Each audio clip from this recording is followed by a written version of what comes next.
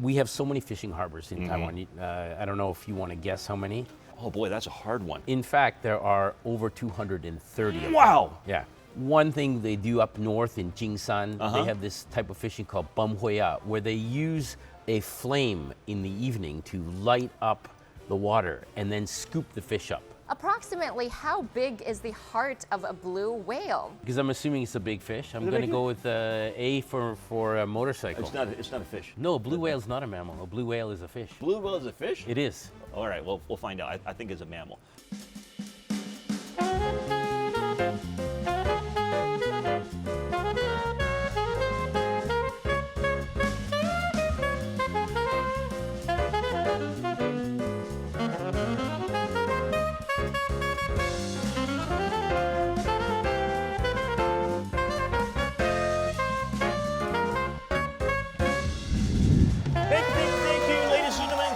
So much for watching today's Taipei Tonight Show. I am your host, 𝗫𝐸𝐻. I want to give a special thanks to all the audience that have been giving us great comments.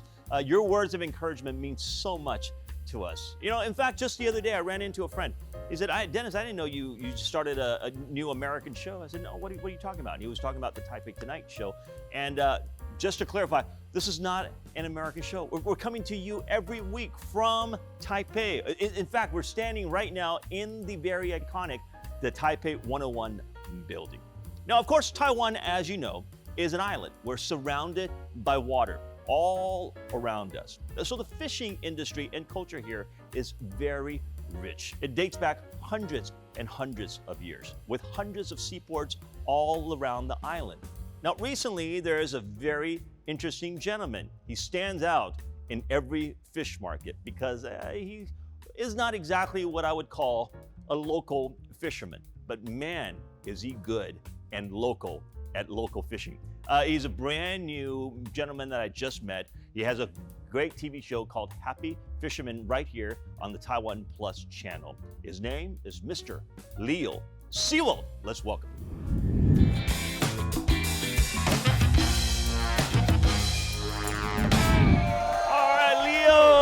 Great to meet you, Dennis. Great to meet you, finally. Yes, absolutely. Welcome to the show. Leo, everybody. Have a seat. Thank you. Oh, man. Thank you so much for coming on. My pleasure. I brought you a couple little gifts. You brought gifts? I did. You don't go to someone's house and don't bring gifts, right? Oh, this is very Taiwan customary, Absolutely. you know, local habit, right? So you brought some 𝗬𝗪𝐸, couple 𝗬𝗪𝐸, milkfish. You really, are these real fish? Of course they're real. This is I've been in television for a couple of decades now. This is the first time anybody has ever brought me real fish. This is the milkfish.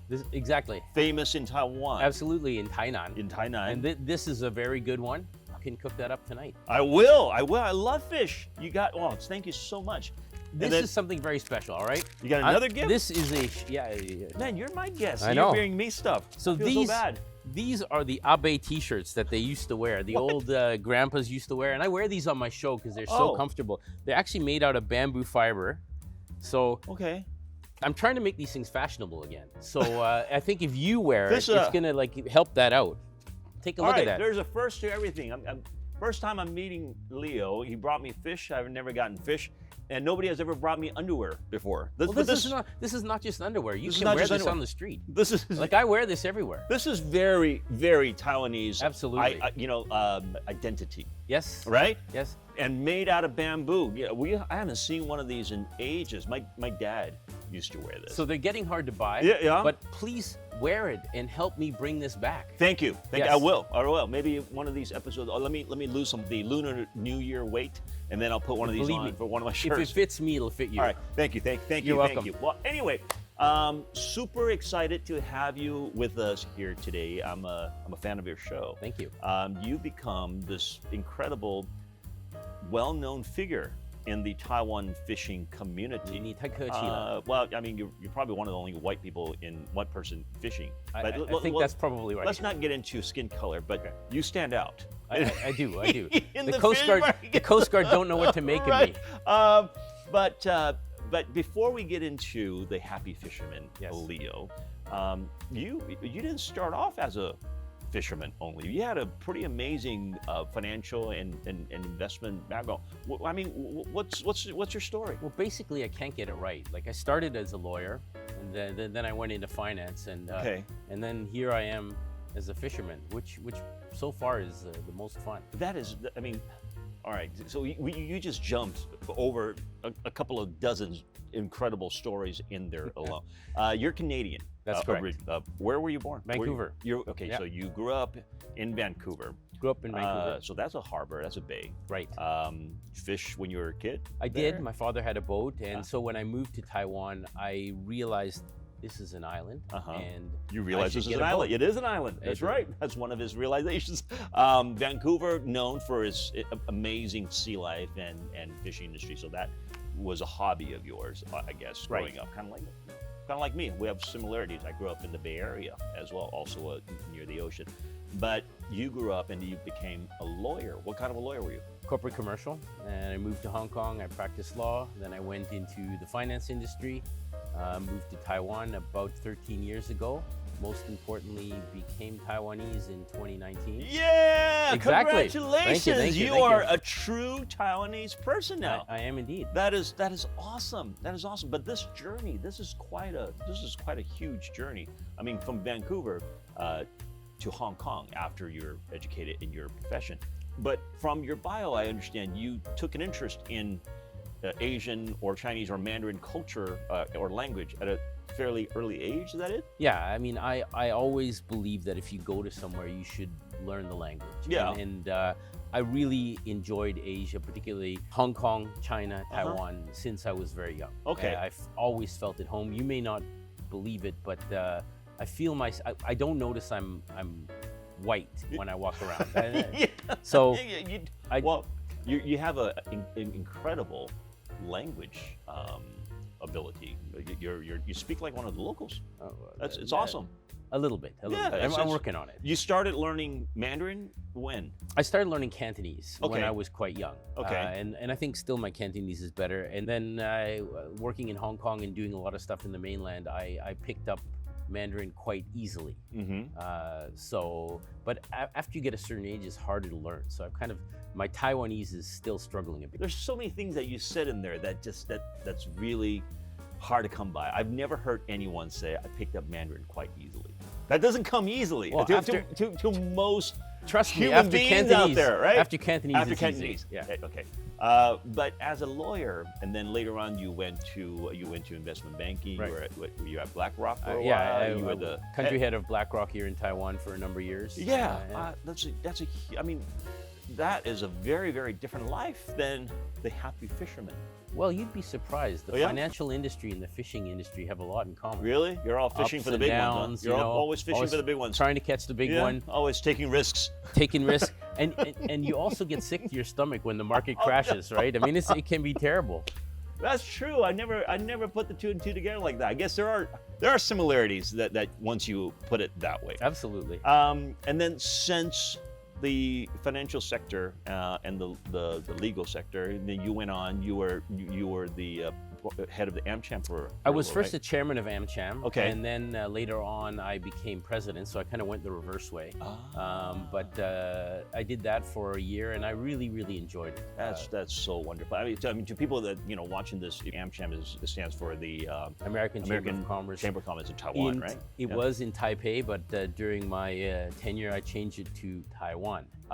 So I'm very proud of that. Okay, so you assist a lot of Taiwan and U.S. businesses excel in their areas. Absolutely right? correct. I mean, what a blessing you were to all these people in Taiwan. It's a great organization, and you did that for a number of years as well. Yeah, I did that for a few years, and the most important thing is to really help the businesses here that are Taiwanese businesses going to the States, U.S. businesses in Taiwan. And reverse, right? Yeah. So it's very meaningful work. Okay.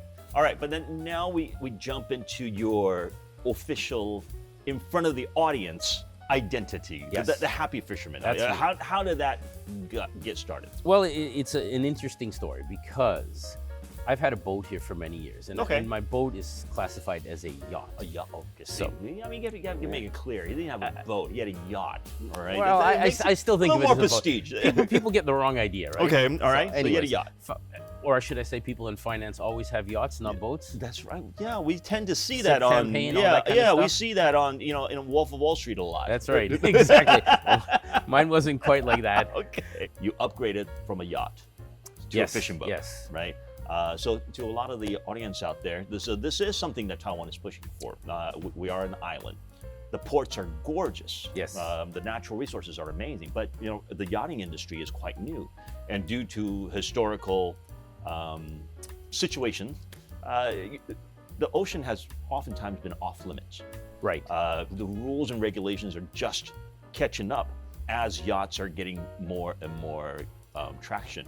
Well, Taiwan is actually one of the largest producers of yachts globally. Like that's it's right. number 4 or 5 in the world. Something like that. That's right. But you don't see a lot of those yachts ending up here. Yeah. And the reason for that is that there's still some restrictions that I mentioned earlier. Yeah. And we've been working with the government to kind of revamp some of those Yeah, rules. yeah. Hopefully over time it will catch on. Yeah. That kind of thing never catches on overnight. From my perspective, the most interesting thing is we have so many fishing harbors in Taiwan. I don't know if you want to guess how many. Oh boy, that's a hard one. How many fishing Throw a harbors number in out. Taiwan?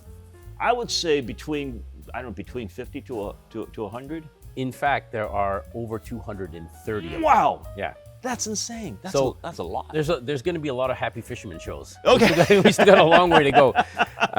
There's so many of them, Yeah. and some of them are no longer useful. They're all sanded up, but Yep. but still, there's a lot all over Taiwan and on the outer islands. Mm-hmm. And traveling to each one of them has been such a treat. And some of them have such an interesting history. Some of them go back 400 years to when the Dutch were here and the Spanish were here. Yep. Some of them were built during the Japanese occupation. So each harbor has its own little story. What I realized quite quickly is the yachting industry in Taiwan still has a few hurdles to it. And in a lot of the harbors, I mean, Taiwan's got a lot of harbors, you cannot go into them with a yacht. When I became Taiwanese, I realized I could become a fisherman. And therefore unlocking all of Taiwan to me as a fisherman. Okay. So that was so exciting. I decided I would go to all the harbors. And then I thought to myself, I bet you no one has been to all the fishing harbors, because fishermen, they need to fish and they don't have time to fool around on that kind of stuff. That's right. I thought I should document that. Okay. And then, I'm not a documentary guy, so I reached out to some friends and got introduced to some good people, my producer, and we came up with this concept to go to all the harbors and talk about the interesting cultural significance of them, the history, talk to the fishermen. And that to me is very important, because in Taiwan, the fishing industry is a bit of a change. Most of the fishermen are in their 50s and 60s and even older. A lot of the traditions are gonna go soon because the young people don't do it. Yeah. So I kind of wanted to capture that as well. Wow. So we talk to the old fishermen, we see how they fish, Yeah. we learn from them. And basically that's what the show is about. It's not a fishing show. Yeah. We often go out and catch nothing. Oh, Very different from a lot of the It's- shows you see. Wow, that's wonderful. That I guess that's why your show is so enjoyable to watch. It's the stories, it's the culture, it's the history. You've combined all of that into it. What started off as a hobby turned out to be a smashing success. Congratulations on your show. Thank you. You won numerous awards on that show right off the bat for lifestyle. You won that, and the responses have been amazing. My main goal is, it doesn't matter whether you're Taiwanese or a foreigner, if you watch my show, you'll learn something you didn't know before. Wow, what a great mission. I love that. I think the biggest difference, which is also a realization that I've come to, is that fishing is not a job, it's an occupation. It is such tough work. So I really give my hat off to the fishermen who do this to earn a living. It is so difficult. When the weather is good or even it's bad, if the fish are out there, you need to go out there. It doesn't matter. And we've been in heavy seas. I mean, there's even episodes where, like with stock market crashes, where I tend to might get a Have an little upset seasick. stomach. Exactly, Yeah. that's Yeah. the word. So it is something that is incredibly difficult. It is. It is. And it's no wonder that a lot of the younger people don't want to do it anymore, because it is not easy work. In terms of unique fishing experiences, Taiwan has a few things that you don't see almost anywhere else. Really? Like what? One thing they do up north in Jinshan, they have this type of fishing called 𝗵𝗽𝗴, where they use a flame in the evening to light up the water and then scoop the fish up. So that's a natural reaction. It's a natural reaction. That you spook the fish. Correct. Right? And there's only one boat left doing that now. And so I really want people to see that and understand that. Such precious footage. That's amazing. Another one that I think is really amazing is the spear fishing they do for the sailfish of the marlin. So if you go to 𝗧𝗹𝗸𝗶𝗴𝗀, which is the most southern fishing harbor in Hualien, they have these boats, and you'll see on the bow they have this long, almost looks like a diving board on the front, about 3 or 4 meters long. And you strap yourself, your feet into that, and you stand with about a 5-meter long spear. And you go and you search. Wait a minute, no, you gotta be. I saw that in the movie somewhere. No, you did this? I did it. You did this. I wasn't the one strapped to the front, though. I'm telling you that. Because it sounds. Well, it's pretty intense. pretty intense. Yeah. And the most important thing is you can't do this when the ocean is flat because the marlin will see you. So you got to go out when it's rough. So you're out on the front of this thing when the boat is moving like you wouldn't believe, and you sneak up on the marlin. So you need guys who can spot them in the heavy seas. And that's another talent that almost no one can do anymore. Yeah. And then you go and get close to them and you harpoon them. Now, is this also a cultural thing, or is this still happening like commercially? The guys who do it commercially, they still sell their catch. Good but for them. Yeah. That type of fishing is by definition sustainable because you're going to go out how many times you're not going to catch anything. Yeah. So we were lucky on the time we went out, we actually managed to spear 120 kilo marlin. It was amazing. Wait, how many kilos? 120. 120 kilo marlin. Yeah. Wow. Heavier than me. That's awesome. that is amazing. Yeah, it is amazing. All right. I think you're doing a wonderful thing, documenting these stories, catching these awesome fish. Thank you for the gift. But as you know, financial. I don't have that many experience to be able to, throw anything at you. But then, as a fisherman, we do have some trivia questions. So I hope you're up to the challenge. And let's see. I hope so more than you do. Let's see how good a fisherman Leo is. Let's go in.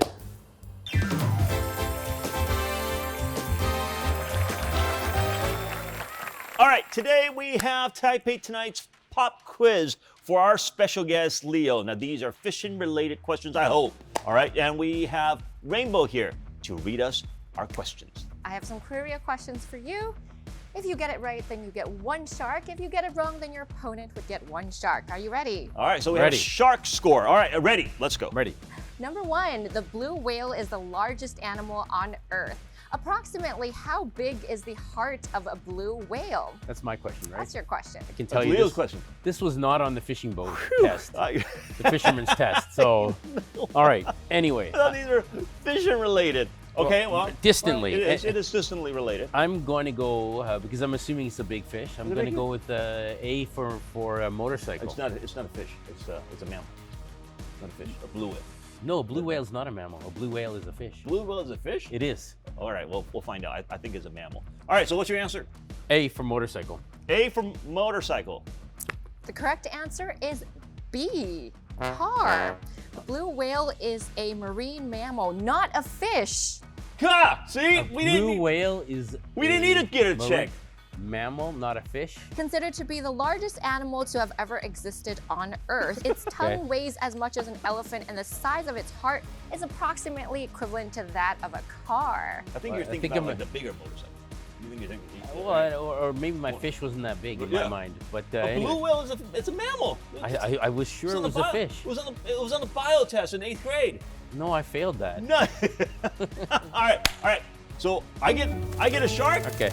It's me now, right? Yep. Number 2, where were the oldest fishing nets discovered? Answer choice A, Egypt. B, China. C, Greece. And D, Mesopotamia. This is a tough one. I'm gonna go with. I'm gonna take a wild guess. I'm gonna guess Egypt. The correct answer is D, Mesopotamia. So I was never good at guessing when I was in 8th grade. Your opponent gets 1. Oh, okay. I thought I'd get You hit. get your own shark. Okay, You get your own shark. You get your own shark. Number 3, All right. which of the following is a traditional method of preserving fish for long-term shortage in fishing cultures? You might know this one. Answer choice A, canning. B, smoking. C, freezing, and D, pickling? This is your question. So what do you think? The pickling. What is that D, right? D is your answer. D is your answer. All right, the pickling? correct answer is B, smoking. Even the 𝗲𝐸 they salt them. That's not the oldest thing. All right. Okay. So I get a shark. You get a shark. Jeez, I'm not doing very well. You get a shark. Well, I'm not up by much. All right. Number 4. Is that me? That's me, right? That's Okay. you. What was the first artificial intelligence ship? Very recent. Answer choice A, the Mayflower. B, the Destroyer. C, the Enterprise. D, the Odyssey. What enterprise? Artificial intelligence? AI? It can't be. AI, for real. Well, that's got to be pretty recent. Very recent. But I don't know what the Odyssey is. It should be real, right? Real. All right, so that's not the Enterprise. And I'm gonna go with D, but I don't know what that is. I'm gonna go with D. And it's not the Mayflower because that's old. Yeah. I don't know. So the correct answer is actually A, the Mayflower. What? How's that possible? It's a called the different Mayflower. 400. It's You not the know old this one? Mayflower. Well, the old Mayflower is the one that brought the Pilgrims over. And you isn't it? kept your mouth shut and you didn't hit. Oh, well, competition. You get a shark. All right, so we're tied right now. Yes. All right, so the next one is match point. This is game point. All right, so whoever gets this one, you get it right, you win. You don't get it right, I win. All right, so here we go. This is for Leo. Final question. The International Yacht Authority Boat Media recently released the Global Order Book, GOB. In the past 3 years, which countries' yacht manufacturers have not made it into the top 3? That is a tough one. No, I know Taiwan's in there. But Netherlands is in there. Oh, the process of elimination. So yeah, you Italy have should- yachts, you have fishing boats. I think Spain's the not in You there. might know this one.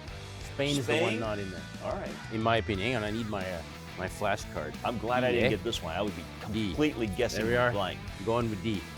D? That is correct. The answer choice D, Spain. Excellent. Oh, thank you. Wow, you won! There you Congratulations, go. Leo! And by the way, I know why I got the first one wrong. I'm thinking not blue whale. I'm thinking whale shark. Are you still on that? I'm on that. You're still on that. I know. The blue whale is a mammal. I know that, the Oh, blue you whale, love yeah, eighth yeah, grade. I Go know check that your now. 8th grade textbook, all right? I'm gonna check. I'm gonna check. All right, congratulations, Leo. You won the contest, and we have a special treat for you. All right, we got to congratulate Leo, the seasoned fisherman. Looks like you had a full catch. I do. It reminds me of being back in law Finally school, get- Sea of Sharks. Oh, eh? you got two. Yeah, you are in the Sea of Sharks. All right. Our producers have designed this segment to give the winner a special treat. So Thank we you. got you a plate of the best sashimi we can find currently in season on the market for you. We heard that you like sashimi. I do. I see you catching and Yes. eating it fresh on your boat all the time. And then they got me, I don't know what this is. This is smells extremely fishy, but some kind of a fish. Ugh. You might Extremely- have the milkfish I brought you. Probably a Yeah, little fresher. something like that. All right. All right, so this is your treat. Thank you, Please thank you. have a taste. Thank have a you. taste. Here we go. Why'd you guys even bother giving me a fork? This You need 𝐸𝐻𝐻𝐻𝐿. I need strong teeth is what I need. I'll share with you, eh? Ah. Oh boy. This is very nice. You know, that Taiwan question, I knew the answer. You did? I did. Taiwan is definitely one of the largest ship producers, yacht producers in the world. Oh, that's right. Yeah. Taiwan is amazing with that. I've seen some of the Yes. yards in Have you put your order in yet? Oh, don't you have one that you're not doing anything with? I'll take care of it for you for a while. You know, you don't have to Sure, worry if you about handle it. it cost, no problem. But anyway, Leo, thank you so much for coming on our show today. It has been wonderful talking to you. I've been looking forward to talking to you for quite some time now. Thank you for sharing the stories that you've done with Happy Fisherman. Thank you so much for documenting these amazing stories about the Taiwan fishing industry, about the Taiwan culture, and really about the stories that surrounds this amazing island. Thank you so much. Join me on the boat sometime. Hey, that's not a bad idea. Next time we'll film on the boat. Maybe you'll see me on his show next time. All That- right, thank that you would so be much great. for coming here Thank today. you so Thank much. you. 谢谢Nilai. Thank you. And thank you for watching today's Taipei Tonight Show, and we hope you tune in next week. Don't forget to follow us on YouTube and hit that subscribe button. Thank you. See you next week.